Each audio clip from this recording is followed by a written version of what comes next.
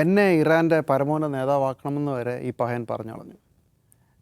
ചിരിക്കണോ കരയണോ, ഇത് സത്യത്തിൽ ഇയാൾ ഉദ്ദേശിച്ചതാണോ? അതിന് മുമ്പ് പറഞ്ഞു ഞാനും ഇറാനൂടെ ചേർന്ന് ഹോർത്തൂസ് മുനമ്പ് നിയന്ത്രിക്കുമെന്ന് പറഞ്ഞു.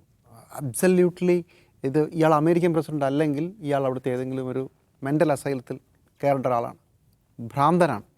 അപ്പോൾ അമേരിക്കൻ പ്രസിഡൻ്റ് ആയതുകൊണ്ട് എന്തെങ്കിലുമൊക്കെ ഉദ്ദേശിച്ചിട്ടായിരിക്കും പറഞ്ഞത് നമ്മൾ വിചാരിച്ച് അർത്ഥതലങ്ങൾ മെനഞ്ഞുകൊണ്ടിരിക്കുകയാണ്. അതാണ് ഒരു വശം. പക്ഷേ ഭ്രാന്തരായ മനുഷ്യർ വലിയ പദവികളിരിക്കുമ്പോൾ അയാൾ എന്ത് ചെയ്യുമെന്ന് ഉറപ്പില്ലാത്തത് കൊണ്ട് ആ ഭയത്തിൽ പലരും കീഴടങ്ങുന്നത് ഇതിനു മുമ്പ് കണ്ടിട്ടുണ്ട്. ട്രംപിൻ്റെ കാര്യത്തിൽ അത് അങ്ങനെയാണ്. ട്രംപ് ഉയർത്തിയ 50, 60, 70% താരിഫിന് മുമ്പിൽ ലോകം കീഴടങ്ങുന്നതും ഒപ്പിട്ടത് നമ്മൾ കണ്ടതല്ലേ. ഇയാൾക്ക് വട്ടാണെന്നാണ് എല്ലാവരും പറഞ്ഞത്. പക്ഷേ അവസാനം അത് റീഅലൈൻഡായി.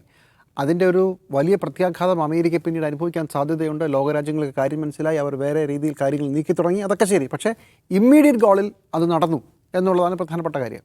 പക്ഷേ അമേരിക്കൻ സർക്കാർ കോടതി അതെടുത്ത് കളഞ്ഞു. ഇപ്പോൾ അതില്ല, ട്രംപിൻ്റെ ആ നീക്കങ്ങൾ പരാജയപ്പെട്ടു. അപ്പോൾ അയാൾ പറഞ്ഞു അവസാനം ഇതിങ്ങനെയായി, അതങ്ങ് പൊളിഞ്ഞു പോയി. ഇവിടെ 3 സാധ്യതകളല്ലേ ഉള്ളത്.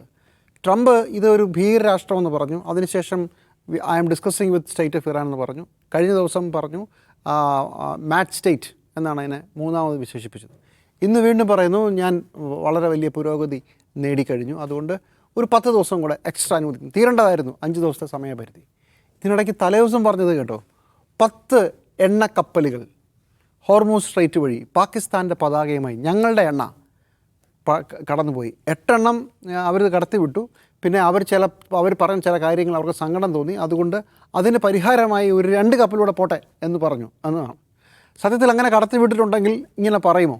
പുള്ളി ചോദിക്കുന്നത് ക്യാൻ ഐ റിവീൽ ദിസ്? അപ്പം അവിടുത്തെ മാർക്കോ റൂബിയോ പറഞ്ഞു you can say anything president. അപ്പോൾ പുള്ളി പറയണം ഇതാണ് സംഭവം. പിന്നെ 2 എണ്ണം കൂടെ കടത്തിവിട്ടു. മാഗ്നിഫിഷ്യൻ്റ് പീപ്പിൾ പറഞ്ഞു. അപ്പോൾ ഇനിയിപ്പോൾ അങ്ങനെ കടത്തി വിട്ടെങ്കിൽ തന്നെ ഇതിങ്ങനെ പരസ്യമായി പറയുന്നു. എന്താണ് ഉദ്ദേശിക്കുന്നത്? ഇറാനകത്തൊരു കൺഫ്യൂഷൻ ഉണ്ടാക്കാനാണ്. 3 പോസിബിലിറ്റിയേ ഉള്ളൂ. ഒന്ന്, ട്രംപിന് മതിയായിരിക്കുന്നു. ഒരു തരത്തിലും ട്രംപിന് ഈ യുദ്ധം മുന്നോട്ട് കൊണ്ടുപോകാനാകില്ല എന്നുള്ളത് വ്യക്തമാണ്. നമ്മൾ ഒരാഴ്ച മുമ്പ് പറഞ്ഞാൽ സാഷ്ടാംഗം വീണ് കിടക്കുന്ന ട്രംപ് അതുപോലെ തന്നെ കിടക്കുകയാണ്, ഒരു രക്ഷയുമില്ല. ട്രംപ് മറ്റു പല സാധ്യതകളും ഇതിനു മുമ്പ് പരീക്ഷിച്ച് നോക്കിയിരുന്നു. നേറ്റോയുടെ സഹായം തേടിയിരുന്നു. ഒരാൾ പോലും ഒരു എന്താ പറയുക പൊട്ടാസ് തോക്ക് പോലും കൊടുത്തു വിട്ടില്ല. അങ്ങനൊരവസ്ഥ. ബ്രിട്ടൻ പറയുന്നു ഞങ്ങൾ വേണേൽ വരാമെന്ന് പറഞ്ഞു. പക്ഷേ എങ്ങനെ വരും എന്നുള്ളതിനെക്കുറിച്ച് അവർക്കും വലിയ പിടിയൊന്നുമില്ല. അതൊരു വശത്ത് നിൽക്കുകയാണ്. ഗൾഫ് രാജ്യങ്ങളിൽ ഭയങ്കരമായിട്ടുള്ള അസ്വസ്ഥത വരുന്നുണ്ട്. ഇപ്പോൾ കേൾക്കുന്നത് UAEയും സൗദി അറേബ്യയൊക്കെ കുറച്ചുകൂടെ കാര്യമായി ഈ യുദ്ധത്തിൽ അമേരിക്കയെ സഹായിക്കാൻ പോകുന്നുള്ളതാണ്. അങ്ങനെ സംഭവിച്ചാൽ ഞങ്ങൾ കരയുദ്ധം UAEയിലും സൗദി അറേബ്യയിലും തുടങ്ങും. UAEയുടെയും സൗദി അറേബ്യയുടെയും കോസ്റ്റൽ ലൈൻ നിന്ന് കത്തും. അവിടെ ഞങ്ങളുടെ സൈന്യം ഇറങ്ങും എന്ന് ഇറാനും തിരിച്ചു പറഞ്ഞിട്ടുണ്ട്. അപ്പോൾ ഇതൊരു അന്തിമ ഷോഡൗണിലേക്ക് പോകുന്ന ഒരു പ്രത്യേക സാഹചര്യമുണ്ട്. അപ്പോൾ ട്രംപ് അതെടുക്കാനൊന്നും മടിക്കുകയാണോ? ഒരു പോസിബിലിറ്റി. അല്ലെങ്കിൽ സത്യത്തിൽ ഈ ചർച്ച അണിയറയിൽ ഏതോ രീതിയിൽ ഇത് ഗംഭീരമായി പുരോഗമിക്കുന്നുണ്ടോ? നമുക്കറിയില്ല. മൂന്നാമത്തെ സാധ്യതയാണ് ട്രംപ് എന്ന ചതിയൻ ഇതിനു മുമ്പ് ഒരു ജനതയുമായി കരാറൊപ്പിടാനുള്ള അവസാന നിമിഷത്തിൽ എത്തി നിൽക്കുമ്പോൾ ഇപ്പോൾ വരാമെന്ന് പുറത്തിറങ്ങി ബോംബറുകളെ പറഞ്ഞേച്ച് അവരുടെ പരമോന്നത നേതാവിനെ അവരുടെ കുടുംബത്തെ അടക്കം സംഹരിച്ച് കളഞ്ഞ ഒരു സംഭവമുണ്ട്. അങ്ങനെ ഒരു ചതിയുടെ പശ്ചാത്തലമുണ്ട്. ട്രംപ് തന്നെ പറയുന്നത് I can change my decision any second എന്നാണ് പറയുന്നത്. അതിനും ജനം അവിടെ കൈയടിക്കും. ഇങ്ങനെ ഒരു തരത്തിൽ ലോജിക്കില്ലാത്ത ഡിക്റ്റേറ്റർമാർ പറയുമ്പോൾ കൈയടിക്കുന്നത് നമ്മൾ ലോകത്ത് ഒരുപാടിടത്ത് കണ്ടിട്ടുണ്ടല്ലോ. 16 മണിക്കൂർ നിർത്താതെ ജോലി ചെയ്യുന്ന ആളുകൾ, വലിയ ദൈവം പറഞ്ഞിട്ട് ഞാൻ ഈ ജോലി ചെയ്യുന്ന ആളുകൾ, അങ്ങനെ സിദ്ധിയുള്ള ഒരുപാട് ആളുകൾ, അതിനെല്ലാം കൈയടി കിട്ടുന്നത് ട്രംപിനും കൈയടി കിട്ടുന്നുണ്ടാവണം. അപ്പോൾ ഈ 3 പോസിബിലിറ്റിയാണ്. ഒന്നെങ്കിൽ ട്രംപിന് മതിയായി, അല്ലെങ്കിൽ ചർച്ചകൾ നടക്കുന്നു, അതല്ലെങ്കിൽ ട്രംപിൻ്റെ യുദ്ധം നാളെയോ മറ്റന്നാളോ തുടങ്ങും, ഖാർഗ് ദ്വീപ് പിടിക്കും, കരയുദ്ധം ആരംഭിക്കും.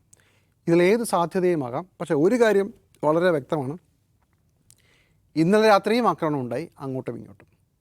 ഇറാൻ്റെ നാവികസേനാ തലവനെ വധിച്ചു. തിരിച്ച് സൗദി അറേബ്യയിലും മറ്റ് രാജ്യങ്ങളിലേക്കും വളരെ സജീവമായി ആക്രമണം നടന്നു.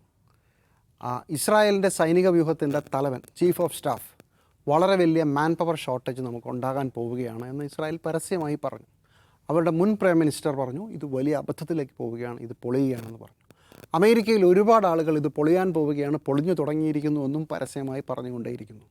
ട്രംപിൻ്റെ ഒരു ചെറിയ സംഘത്തിനും പിന്നെ ഇസ്രായേലിലെ ബീബിക്കും, അതായത് അവിടുത്തെ പ്രൈം മിനിസ്റ്റർ ബെഞ്ചമിൻ നെതന്യാഹുവിനും അതേപോലെ സംഘത്തിന് മാത്രമാണ് ഇതിനകത്തൊരു കോൺഫിഡൻസ് ഉള്ളത്. വേറെ ആരുമില്ല, ലോകത്താരുമില്ല.